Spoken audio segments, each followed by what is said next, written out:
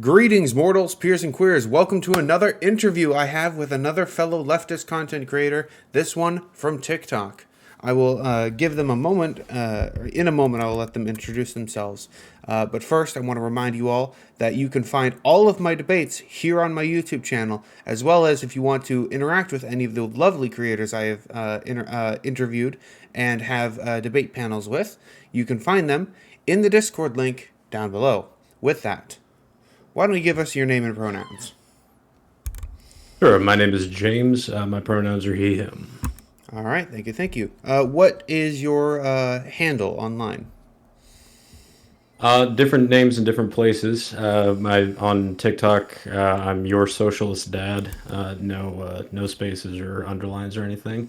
And that's my kind of main left kind of content platform. Besides that, I'm also on Instagram with an art page that's James is a bastard man, separated by underscores. Nice, nice. So, what kind of content creator are you? And we'll focus this on TikTok. Although the art is nice. Sure. I'd say at this point I'm relatively casual. If there's something that's on my mind or something that I think is worth addressing or even making a goof about, then I'll just put something together. It's not something that I can really dedicate a whole lot of time to. At this point in my life, I'm working a full-time job and I'm also in school, so um, just pretty casual at this point, but still mainly uh, trying to bring new streams of thought, I guess, or just new perspectives on things. Trying to get people to think about ideas that I think are left on the wayside a lot. All right. So you go by your socialist dad on TikTok. What drew you to leftism? It was just a matter of morality, honestly. I grew up in Oklahoma, which is infamously red, and I was growing up. I was always fairly liberal, but I never really got into. I still had it kind of drilled into my head that socialism, communism, that was an automatic no. You don't even consider it. You don't entertain the ideas. And so it wasn't until I suppose that it wasn't until really I was even out of college that I started exploring the ideas. Mainly, it was just like I said, sort of a moral judgment. I saw lots of mistreatment of people coming from the right, and a lot more inclusiveness and really just ideas, even economic, or well, I suppose the main point of it is economics, but just economic ideas that made more sense to me and were less exploitative. All right, wonderful. And going from that, you go by your socialist dad. Is that just a handle or is that your political prescription? What kind of leftist are you? And why? Yeah, I'd say that it's fairly in line. I think that it's a more modern kind of I guess the Nordic model, I guess, of socialism is more what I subscribe to. The I could say I'm not a hardline extreme left. Like I wouldn't describe myself as a Stalinist or a Maoist or quite that far into it. But I believe that I guess I would say that democratic socialist or a belief in social democracy is more what I subscribe to. All right. Then, as a leftist, what separates you from a liberal or a conservative? The separation from a conservative is, I think, readily apparent. It's the belief that we can do better than we have done, and that the past past models and past practices that have worked for certain groups were definitely not designed to work for every group. And so to me, that means that it shouldn't, we should move on from it. And I think of that economically, socially, even in political practice. I believe that. So I think that's the separation from conservatives. And at this point, with liberals, the goal of liberalism, and it's always kind of been this way, is to preserve the status quo, and that runs against my beliefs about changing and progressing and just trying to develop things that are better, just better for people. I think the liberals are generally satisfied for things to be where they are. Okay. What kind of message do you try and give to your audience? What are you trying to tell them? I think primarily it's to scrutinize everything. That there's no matter where you're getting the message from, whether it's from a news outlet, whether it's from the blogosphere, whether it's from me, I want people to think critically about everything that they take in. Um, for instance, I'm sure that you see on my Discord profile picture is Slavoj Žižek, and that's kind of a joke. Like I've definitely read a lot of Žižek, but um, I don't think that anybody's opinions or writings should be taken as gospel. I also don't think that anybody's opinions or writings should be completely written off or ignored. I think that there's a tendency among people to see what a source is and to not even I feel like consider is the wrong word, but to not even analyze what's being said and to recognize if it is something that is incorrect or objectionable, why that is. So I think and I firmly believe that under those scrutinizing parameters, that we are naturally drawn toward more leftist ideas. So I think that that's my main kind of goal with the channel, is to get people to just to think more. A wonderful endeavor. All right. I think we've given the audience a fair idea of who you are. Let's move on to your perspective of the world. What do you think of the current state of the United States? The U.S. I always mess that one up. I think that right now we are at a point of well, we're reaching a boiling point. We're the frog that's in the pot. And I think that we're finally reaching the point where we're realizing that if we don't manage to turn down the burner, we're going to die. And I mean that not necessarily literally, but more in terms of our our concept of America as a country, like as a a nation, a project, an experiment, whatever you want to describe it as. I think that we're in certainly in danger of letting it fall to a point of disrepair that it won't come back from. Pretty good, pretty good. How do you think the 22 midterms will go? Well, historically, Democrats don't do very well in midterms, and there aren't a lot of. I mean, there aren't really any mainstream viable candidates that I am aware of are that I would describe as truly left. I think that there are some that you could say are progressive liberals, but I have a feeling, and from what I've seen with how the primaries have gone, that it's almost just predictable. I don't think that there's going to be a lot of surprise seat flipping. I think it's basically going to go as expected in whatever area you're in. I think that in all likelihood, we may see a slim increase in blue seats or a slim decrease. I don't think that there's going to be really a massive overturn. The one thing that I have seen that has given me some hope is that completely ideologically based candidates, or I guess what I would call like billboard candidates, that they have no substance to them. They're just there to make a seat red or blue. That many of those candidates have not won their primaries. Specifically, I'm thinking about Sarah Palin, who's Yeah, I was gonna I was gonna ask you about that. Sarah Palin mhm, lost her seat.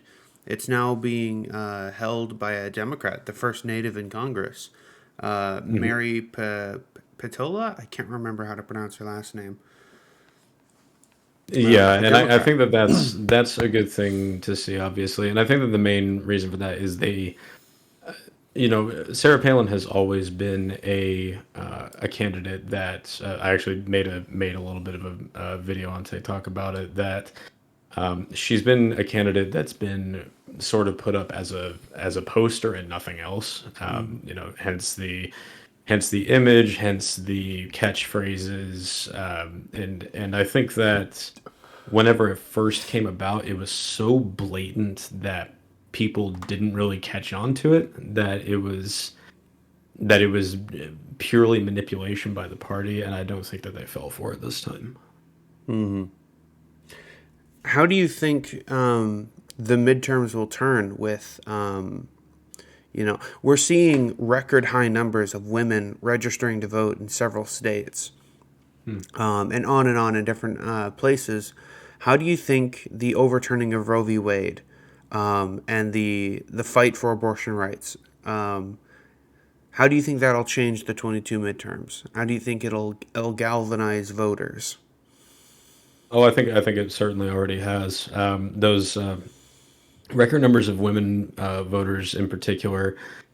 I think that there is a direct correlation to the overturning of Roe v. Wade. I think that there is definitely a fear that if there isn't pushback against that decision, if it isn't codified, then that doorway just remains open to all the other landmark civil suits that have given women, minorities, just any sort of a marginalized group that has gained rights through the civil rights movement and through progressive landmark decisions. When Thurgood Marshall was on the court, they're afraid of that becoming completely undone, and totally justifiably. So I think that there's a direct correlation there. I can't, because I can't see any other kind of, get out there and vote sort of initiative that would be as effective as that is. All right. So we've talked about the 22 midterms, but let's talk about the big ticket. How do you think the 2024 presidential run will go?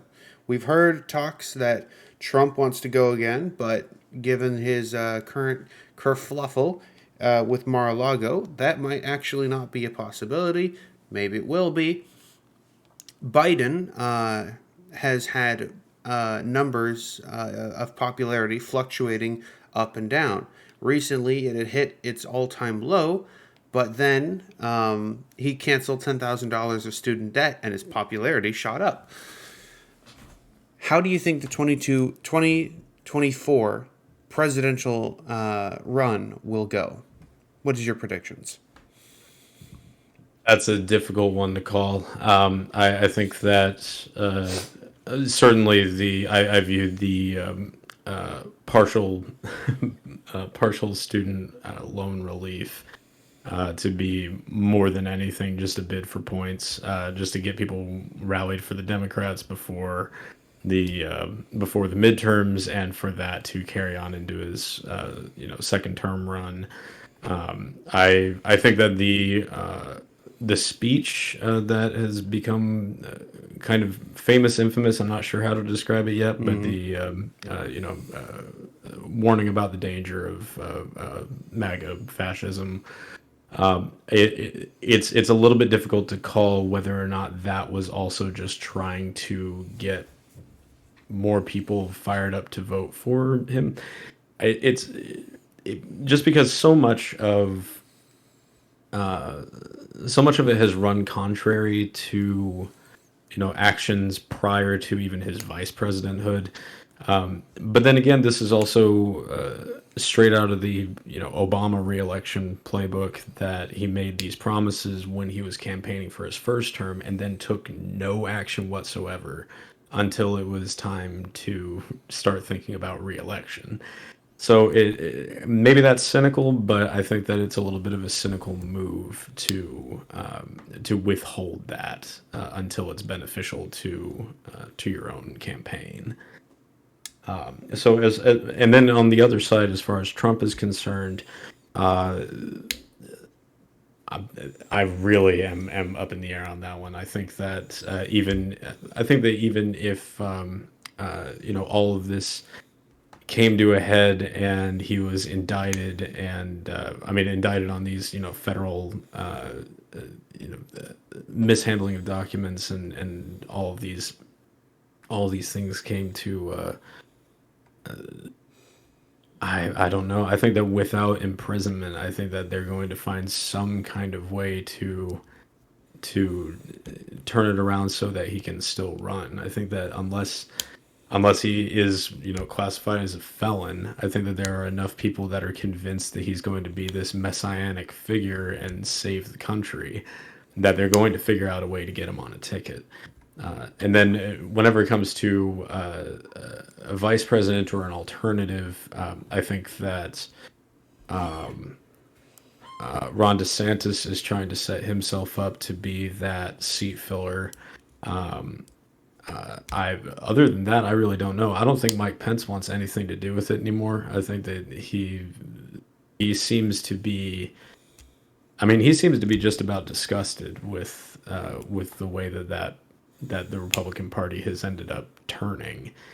So I guess it just comes down to either they're going to figure out a way to get Trump on the ticket again, or I would predict probably DeSantis. What is your thoughts on the sort of seeming party split between older Republicans like Mitch McConnell complaining about the effectiveness and the quality of the political candidates of the MAGA crowd, Senate and other official runners? Do you think we're going to see like a meaningful split and break of the party, or do you think that this is all just fluff and that they, when the time comes, will stand in lockstep to each other and fight together? What do you think? Especially with the complete defeat of someone like Liz Cheney, who voted with Trump 97% of the time. What are your thoughts? Do you think the Republican Party will split? Do you think maybe the Trump candidates will start running third party? Or do you think, nah, this is all talk? When it comes down to it, they'll work together. I think that the Liz Cheney point is a great one to bring up, because I think that illustrates that no matter what the actions are, at the end of the day, among the MAGA crowd, if they don't kiss the ring, then they're going to be ousted. I think that Mitch McConnell probably recognizes that. I mean, he's been in this for a lifetime. He knows how to play the game. I do think that it is likely that if there is this kind of pushback from establishment Republicans, and if they do refuse to or even resist moving in lockstep with this new extremely far right, which, I mean, make no mistake, Mitch McConnell is already extremely far right. But when it comes to this extreme populism that has overtaken the party, I think that they've managed to convince enough people that if you aren't completely for Trump and everything that he stands for, or everything that he stands against, I think is even more accurate, then you don't deserve a seat at the table. So I think that I could even envision a scenario where if it's a complete overrun, I could see people with more establishment Republican ideas jumping ship and making their own party. I don't even know that it would be the Trump crowd that would be the ones to form the third party, because they already have so much sway in in Congress and in the executive branch and in the judicial branch at this point that they don't need to they I think it would be bad branding at this point for them to remove the Republican label when they could just take it over. Interesting. So what do you think of SCOTUS? What do you think of the Supreme Court? I think that it was a I think it was an extremely optimistic idea that has been transformed into a nothing more than a political weapon. It's a backdoor oligarchy. It's a or well, not even oligarchy. It's a backdoor group dictatorship almost at this point. That you just have to go through the bureaucratic process of getting a lawsuit that makes its way to them that has an aim of overturning Roe v. Wade. And then you have the people there that are just waiting for that bureaucratic process to happen so that they can change, so that they can overturn the precedent and change the law and take rights away. So I think that it's one of the most undemocratic, and I wouldn't even say least democratic. I would say that it's actively undemocratic at this point. One of the worst bodies that exists whenever it comes to maintaining any kind of democracy. What do you think can be done about the Supreme Court at this point? Do you think that Biden should just say, fuck it, pack the court, fill it with 27 Democrats, and just drown out the conservative vote? Or do you think we should go about the process of impeaching members like Clarence Thomas? Or do you think we just have to shrug our shoulders and wait for one of them to age out and die before we can replace them with some people amenable to our positions, or perhaps a combination of the three? What do you think? I think that there might be some usefulness to impeaching members, Clarence Thomas in particular. The question, though, is if that impeachment would actually lead to a removal from the bench. As far as packing the courts, I think that it's a nice idea, but I think that if it was done with, with that much blatancy, then I don't even think that it's necessarily hyperbole to say that it would stoke a civil war. I think that the ideological lines are so bold at this point that if you were to just single-handedly just say, "Hey, I know what you're doing to get things passed through that you want to get passed through, and so I'm going to make it completely impossible for you to do that, and in fact make it possible for me to do that if I want to," then I think that given the crowd that would be upsetting, and given past events that have happened, not to mention the level of organization that the people who back those ideas and those people in the court, celebrate Kavanaugh and Comey Barrett and all that. I think that you would see real physical backlash. I think that there is merit in perhaps seeking. I don't know what this would look like, but an alternative to the Supreme Court. I could not say what that was, but as it is, like it's been completely compromised at this point. There's virtually no legitimacy to the court anymore. Okay. Interesting. Okay. What is the left's position on Democrats? Are they friend? Are they foe? Are they something more? How do you feel about them? I feel that they are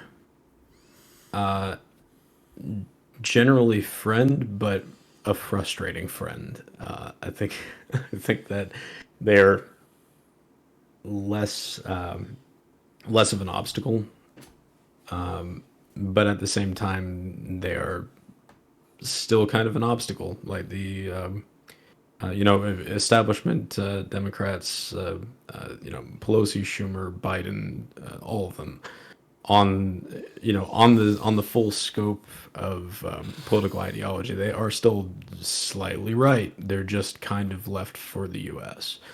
But they are. I think that they are easier to, or it's less of an uphill battle to try to bring them onto our side than it is to maintain contention with them. I think that it's basically we're at a point where the true left doesn't really hold much power in the U.S. At all, and so I kind of view Democrats as a party that I just want to hold accountable. Okay. Then, what is the left's position on Biden? Do we like him? Do we hate him? Dark Brandon memes arising. What are our thoughts? What are our thoughts? You mentioned that incredible speech that he gave not too long ago, calling out the threat of Republicans as turning to fascism, as not being pro law anymore, and so give me your thoughts on that. Give me your thoughts on Biden as a whole. I do greatly enjoy the Dark Brandon memes. I like the idea of of Biden mounting a new campaign with a bunch of facial scars and an eye patch. But overall, I honestly, it's tough to say because every time that I want to be absolutely furious about him, there is something that comes up that it's like, okay, well, he's not all bad, or he's not completely immobile as far as trying to correct course. I do think that whenever it comes to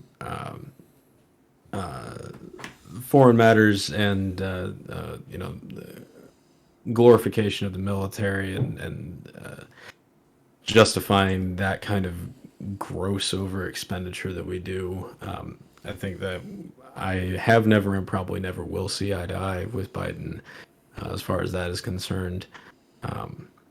I I think that the main disappointment with Biden is honestly just his unwillingness to create social programs that are funded by like a tax, by like rebuilding the tax, like implementing a truly progressive tax and using that to build people up. I think that he's one of the people that that definitely bought into the idea of welfare state equals bad, that welfare is a bad word, and that if people don't earn something, then they're not supposed to have it, which is unfortunate. But I would say, like, as far as his tenure as president so far, he's been a quiet disappointment, which has been a relief compared to the 4 years prior.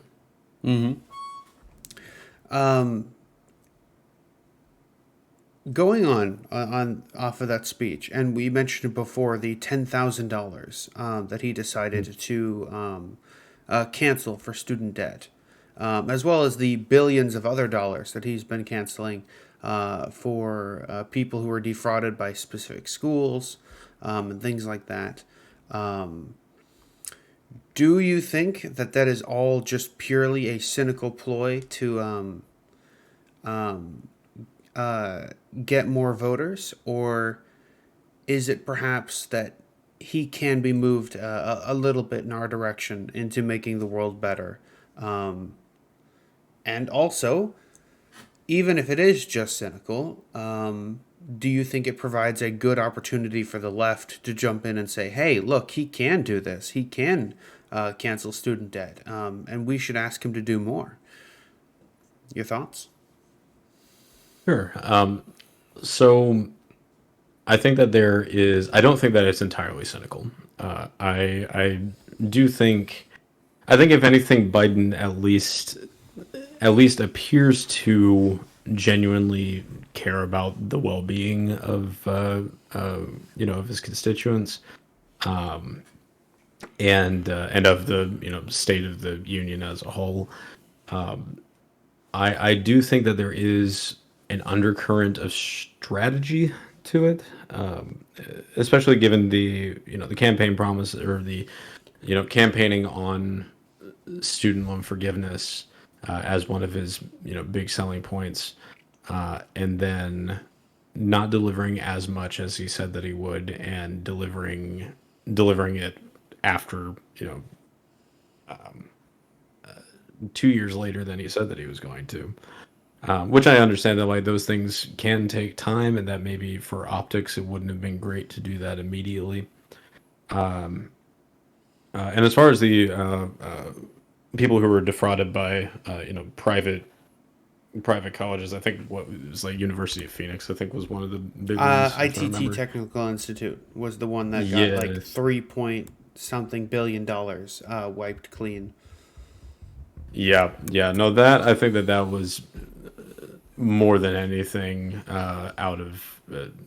I don't think that that was a cynical move at all, because that wasn't even something that he really pumped up. He didn't like make that a huge talking point, or really, or like the party as a whole didn't even really blow him up about it. It was just something that was done, and it seemed like it was done because it was the right thing to do, because all of these people were completely defrauded. Now the I think that the way that he could be nudged, or that just general liberal thinking could be nudged, is, as you mentioned, the with the executive order to provide the debt relief, like the 10 or 20,000.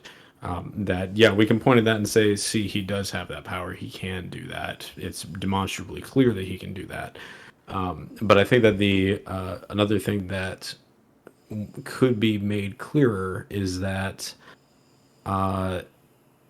for all intents and purposes, or I shouldn't say for all intents and purposes, but for many, many, many cases, it's almost a just a meme at this point about millennials specifically, crying over their master's degrees that they can't use, or that they can't get a job in, Mm-hmm. or that they're struggling to pay back because they're not able to get a job that is beneficial enough to pay those back. And in that way, the education system, in a larger sense, uh, especially through public universities, state colleges, all that, we were hoodwinked.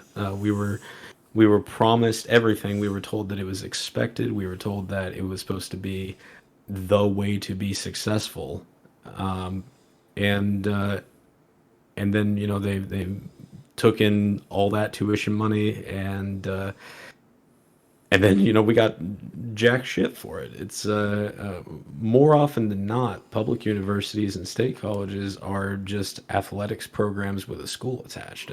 You know, because because they're being run not as not as a public good. They're not being run as though they are supposed to be a benevolent thing for people to use for their education, and to, you know, get people to, or like to produce people who are capable of improving the world. Instead, it's being used like they want to keep up that image, but whenever you look at where the money goes, it's being used on a capitalist model. All the money goes to the athletics programs because that's where they get most of the money from merch, from broadcasting, from ticket sales, from endowments. Most of that stuff goes to athletics. I When I went to Oklahoma State, the there was at some point I did look, and this was over 10 years ago, but I looked at the budgetary report, and the percentage of, I wish that I could cite what it was. I don't want to because I would be inaccurate, but it was a shocking percentage that was going toward athletic programs, which are good for entertainment and bringing in money. They're doing nothing to. Oh, I shouldn't say nothing. They're not. It's not going to create a tangibly better future to have a good football program. And as long as the universities in the country are being run that way, people are just going to keep getting screwed. It's just and with the way that educational loans work, and these 17, 18-year-old kids that are being encouraged to take on these enormous loans that they don't have. Generally, they don't have proper education and financial literacy, and they don't understand the kind of commitment that they're getting into. And it doesn't matter if they'll pay it, if they're going to pay it back, because they owe it to the government, not to the school. So they just jack it up as much as they can possibly get away with, and it's totally broken. It's exploitative, and I apologize. I did kind of go off on a tangent there. I can't all right. remember exactly It's what all the right. original question was, so sorry about that. We can move on to the next questions. All right. What Sure. is who do you think should run in 2024? With Oh, all that of the is. issues, with all of the positions, who do you think will run, and who would you like to see run? Who I think will run. Regrettably, I think that Pete Buttigieg is going to run. Um, which, I mean, if you can point out just a more cookie cutter liberal Democrat milk toast candidate, I cannot think of another one. As far as who I would like to see run, and I don't think that this is going to happen. I think that as far as Democrats who could be running, I think that Katie Porter would be a fantastic candidate. But I believe that she has expressed that she doesn't want to because she could get more done in Congress, which I can respect. But I'm, I yeah, I think that's what it is. As far as like feasibly electable candidates, I think that I like Katie Porter would probably be the one that I would like to see run the most. Yeah, pretty much every single one of my other interviewees has really liked her as a candidate. She seems really good.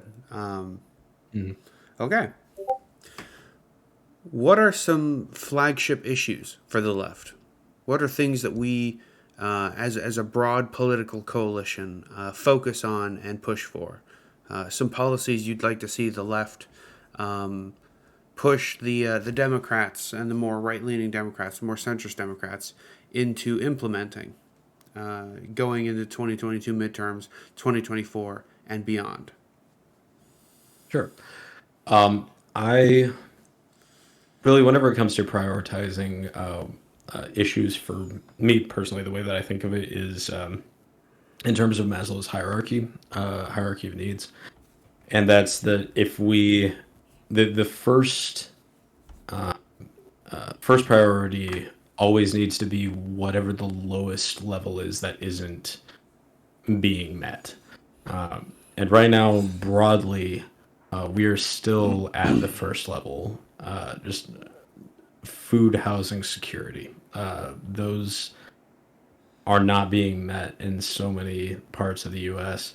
You think about even access to clean water. Now there's that new the issues that are coming up in Mississippi or Missouri. I That think the it was Jacksonville that recently had like 300,000 people who couldn't drink out of their water systems because Right. of flooding and poor maintenance of infrastructure and things like that.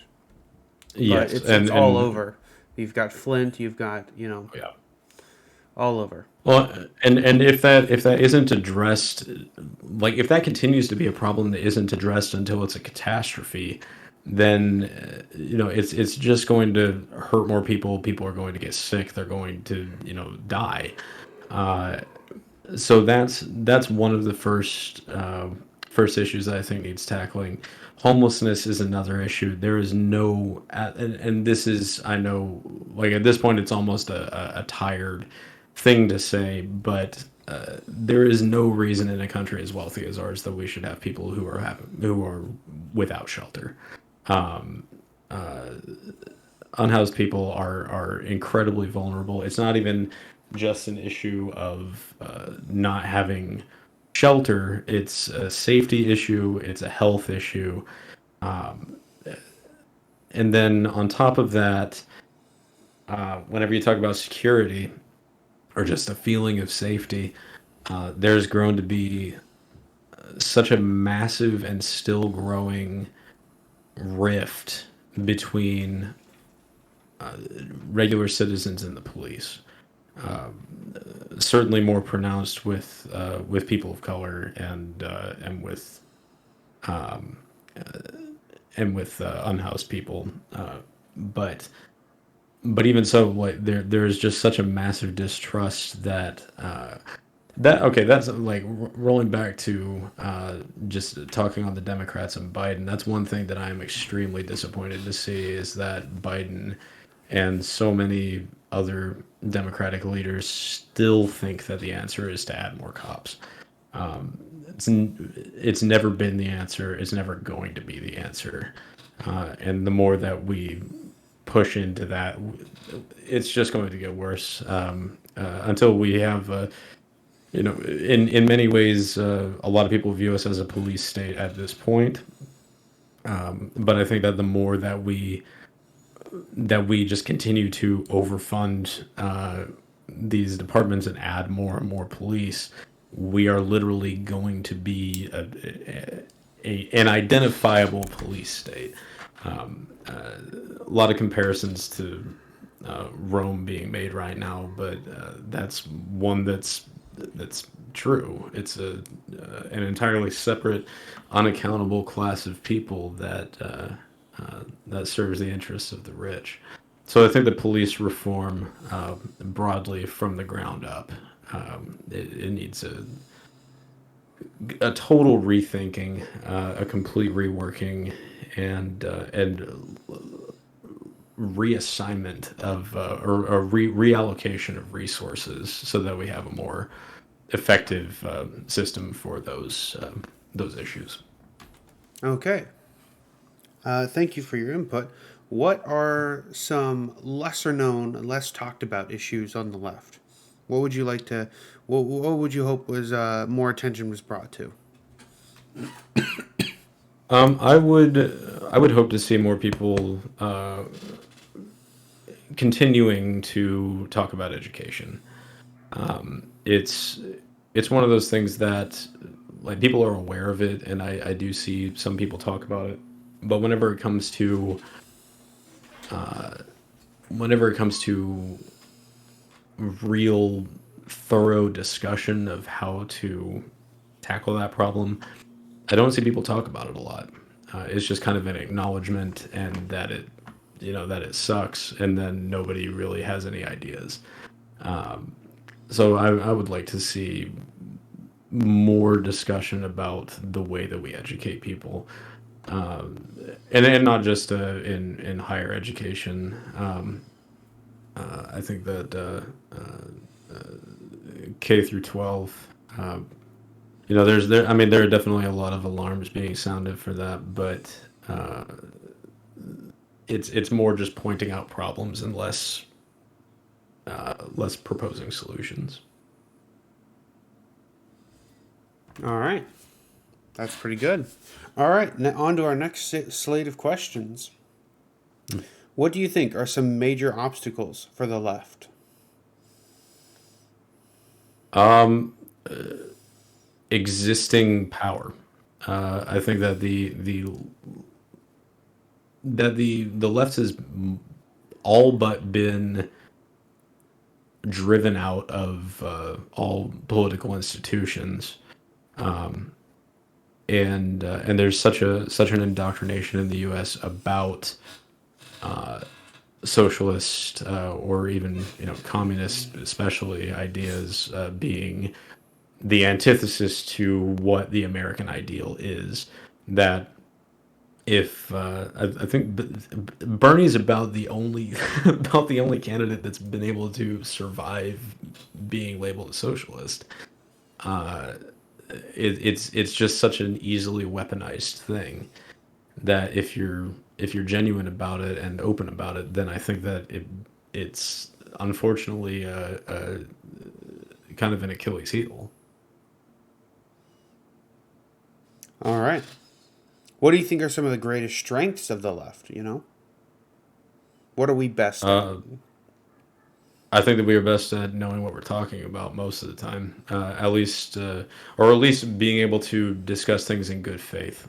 I think that there are a lot of positions from the other end of things that are you can only maintain if you never engage in good faith with people who disagree with you. So I think that there's a genuineness to leftist belief that I believe is very strong. Very good. What do you think the left could be doing better right now? Consolidation of belief. It's a very difficult thing to do, and this was another thing that I made a short video about responding to somebody.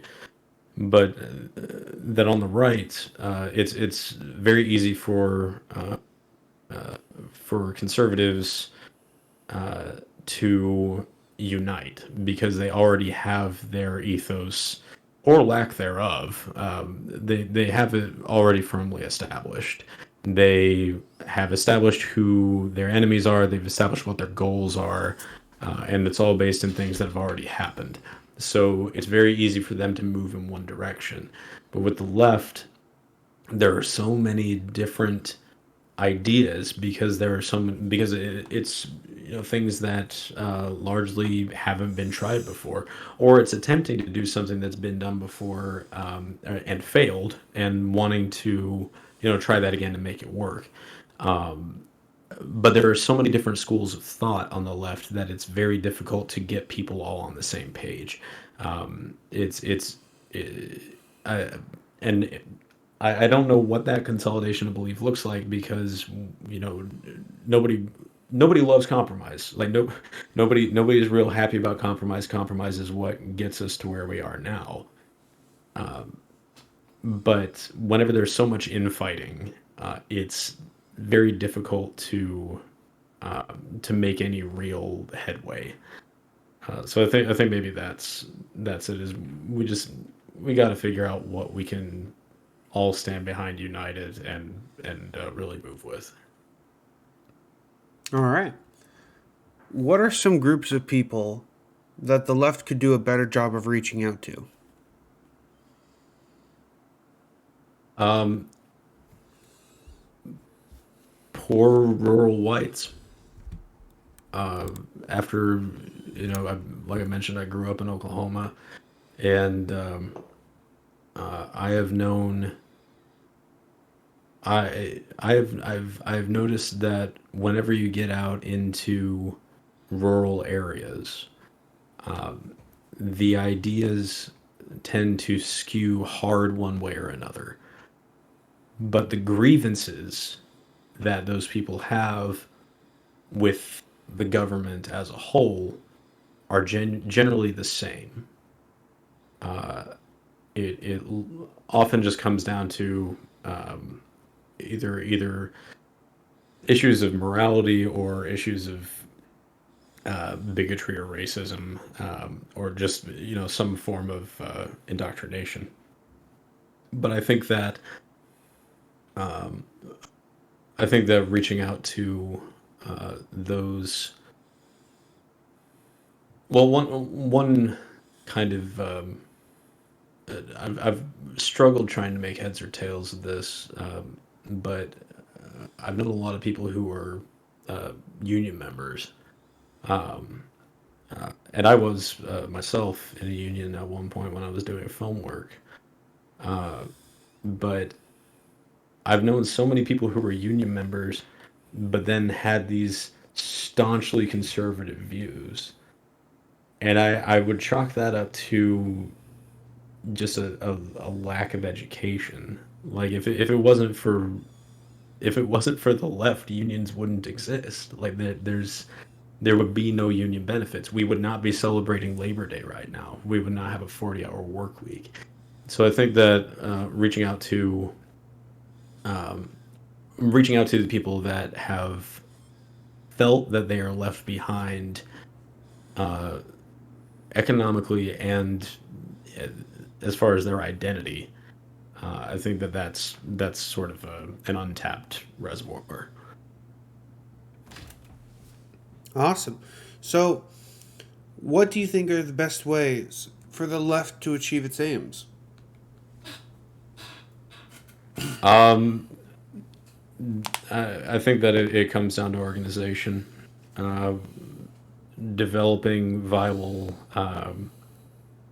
Well, I would say like developing viable parties, but that's part of the problem is that there is such a splintering of those parties right now that there's no party unity. If the DSA comes out with a candidate, then it's possible that they could be elected. I live in Minnesota. It happens in local elections, uh, but on a larger scale, whenever you go into it with a person from leftist party A, and you also have somebody running from leftist party B and leftist party C, and they're going against a Democrat and a Republican, then anybody who would be voting for a left candidate, you take that group and you end up splitting it into three, and then none of them are viable. Which is another thing that I meant by consolidation of belief or consolidation of party. It just needs to be more directed, and more well, just consolidated. I can't really think of another word for it. It just needs to be one instead of three. All right. What do you say on our next slate of questions? What do you say to new or young or emerging leftists? I would say, honestly, I think one of the best bits of advice I could give is don't be arrogant. Nothing will turn people off of your ideas faster than the sense that you think that everything you're saying is absolutely right. I'm not saying to not be firm in your beliefs, or to not have conviction. But once it gets to the point that you're not listening to what other people are saying, or that you are treating people as though they are less than you because they have a a different belief or they have a different upbringing, um, then you've lost them. So I would just say be strong but stay humble. What do you say to people who may be on the fence? Maybe they're a Democrat who hasn't quite jumped the ship to the leftism yet, or a Republican who is perhaps feeling disillusioned with the way the party has been going as of yet. What do you say to people who might be open to changing their position but haven't quite jumped yet? I think that with that you need to ask a lot of questions.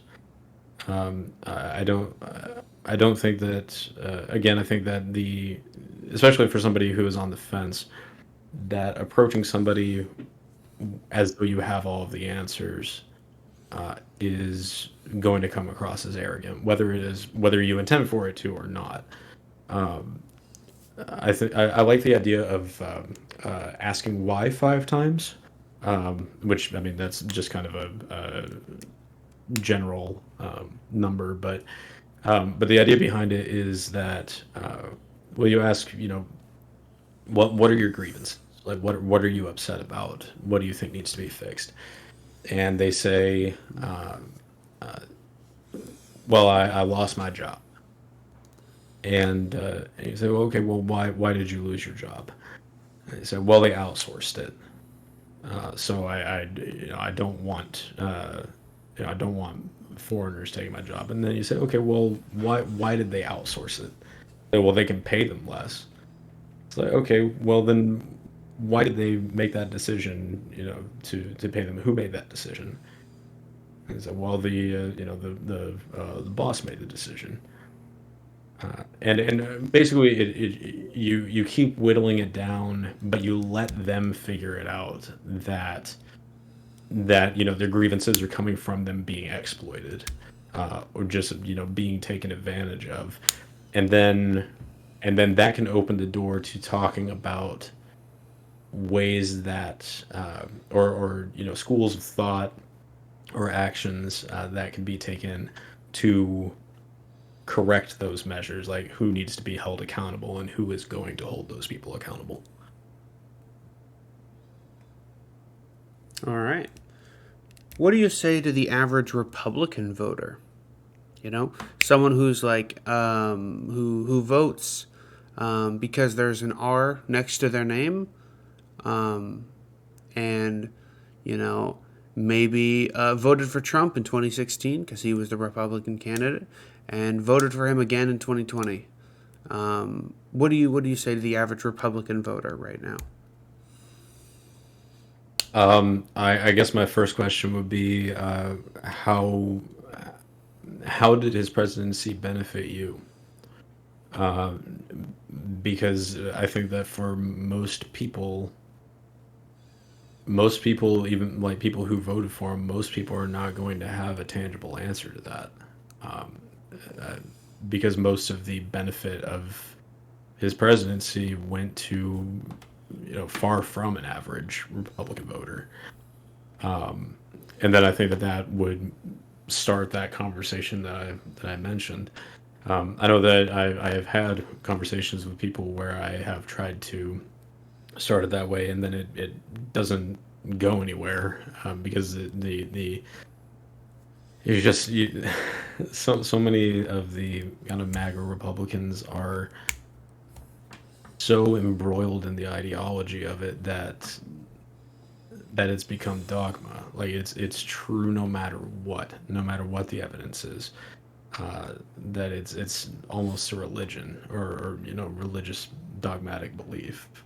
And whenever it's like that, then there's really no point in talking with them. But that's where I would start. Okay. What do you say to the Bernie or bust crowd, the voting is useless crowd, the we can't the crowd that says that the Republicans and Democrats are actually just the same party, and that we're never going to get anywhere by working within the system. We must work without the system, and that reformism is bullshit. What do you say to the either Biden presses the communism button right now, or we don't vote at all, and you shouldn't vote. I'd say to stop posturing. Like honestly, that's it. Nothing will piss me off faster than saying that I am withholding my one ability to maintain democracy in this country because I'm not getting exactly what I want. You can continue to work toward getting a candidate like that, or put forward your own candidate. And I know that like most people don't have the power to do that, but in large enough number with enough force behind it, you can you have the ability to do that. But whenever it's a case of yes, we have this broken bi-party system, or two-party system, and you only have the choice between these two candidates. um, I think that abstaining from voting because of that, or doing a protest vote for a third candidate that stands no chance at all of winning, is posturing. It's selfish, and I staunchly disagree with it. Um, yeah, that's it's the one power that you have, that as long as you're not a felon, it's not taken away from you. So if you don't exercise it responsibly, or you choose not to exercise it because you're just mad that things aren't exactly where you want them to be, then I don't even know what to say to you. All right. We just cracked 1 hour, and we're moving into our final slate of questions. Do you fear a rise of fascism in the U.S.? I'm certainly concerned about it. Um, I suppose that there is a fear to it, but it is still we're moving in that direction. It's still in its early stages. We haven't reached the tipping point of there being a um, a real totalitarian force. Excuse me. A real totalitarian force in the U.S. Just yet, but uh, if we don't put out that fire soon, then we will be there. All right. What do you think will happen should the right take power in the near future? Should they uh, manage to pull off some stunning victory, and take the House, or the Senate, or the White House in 2024? What do you think will happen, should they retake the reins of power? That's It's very difficult to say. Um, the optimistic part of me wants to think that there will be some kind of restraint. The more cynical side of me doesn't believe that that would happen. I think that in that circumstance, whenever there's ideally no chance of codifying those Supreme Court decisions into law, um, I think that we're going to see a significant continual rollback of civil rights, and no presence to combat that. Um, if anything, I wouldn't be surprised if it was codified in the opposite direction. All right.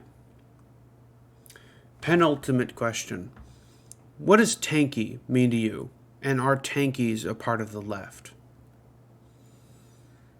Tankies, as I understand it, tankies are generally more um, hardline socialist communists, very much Marxist Leninists, even Stalinist, or Stalinist, um, Maoists. Yeah. yeah, yeah, just the generally have advocate for the idea of violent revolution, or just a more uh, kind of an authoritarian sort of approach to communism, um, which I mean they're certainly part of the left. Like, there's no denying that.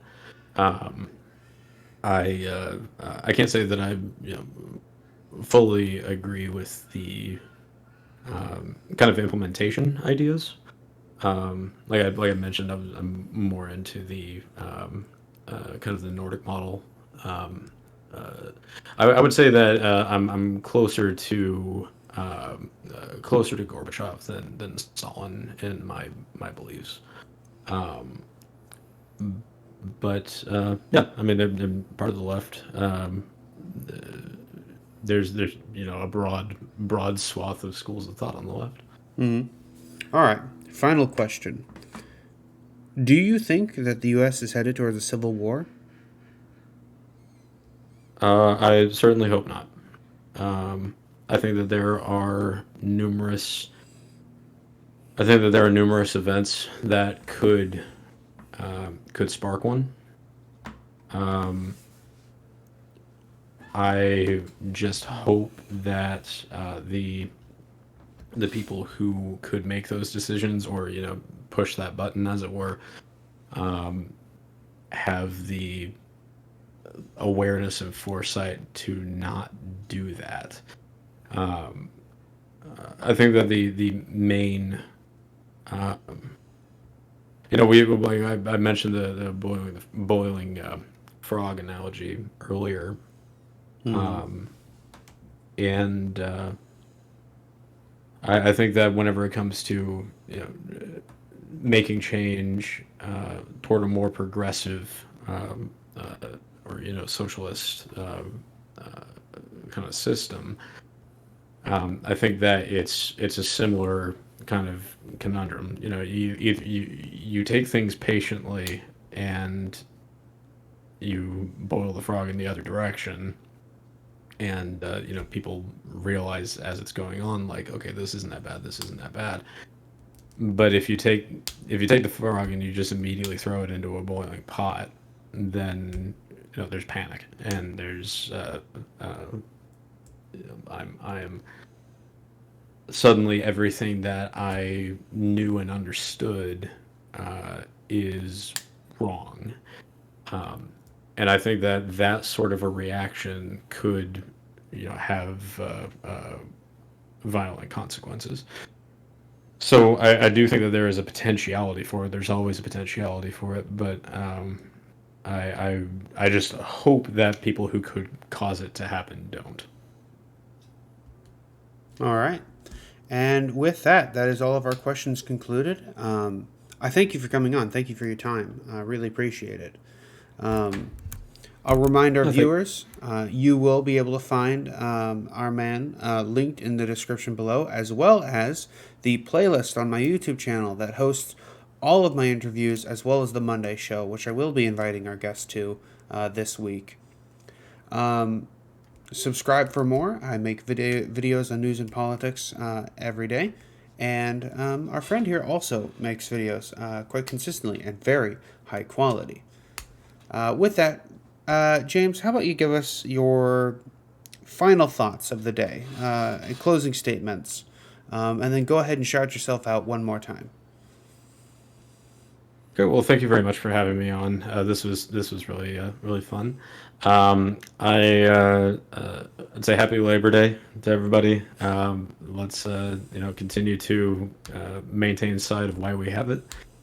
Um, I would I guess I'd put forth a message of just optimism that even whenever things do start to feel truly hopeless, that it's never completely gone.